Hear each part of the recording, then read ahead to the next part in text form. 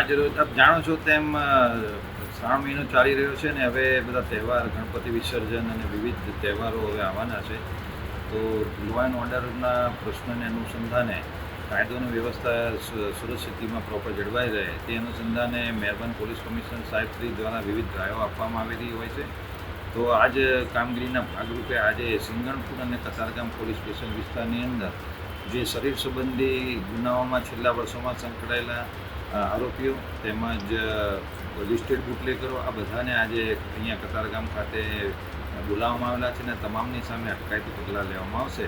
આની અંદર 62 કરતાં વધારે જે અગાઉ ગુના કરી ચૂકેલા છે તેમને અત્યારે અહીંયા બોલાવવામાં આવેલા છે અને તેઓની હાલની એક્ટિવિટી ઉપર પોલીસ વોચ રાખી રહેલી છે અને અત્યારે અટકાયતી પગલાં લેવામાં આવેલા. જી સર, ખાસ કરીને આવા જે આરોપીઓ છે અલગ અલગ ગુનાઓમાં સંડોવાયેલા, આ આરોપીઓને સુધરી જવા માટે પોલીસ તરફથી શું ખાસ કરીને માહિતી? પોલીસ અમારે તરફથી એક મેન્ટરનો પ્રોગ્રામ પણ ચાલે છે જેમાં તેઓની સાથે પોલીસના કર્મચારીઓ સતત સંપર્કમાં હોય છે અને તેઓ આ ગુનાહિત પ્રવૃત્તિઓ છોડીને મેઇન સ્ટ્રીમમાં ભળી જાય એના માટે પોલીસ એમને સપોર્ટ પણ કરતી હોય છે.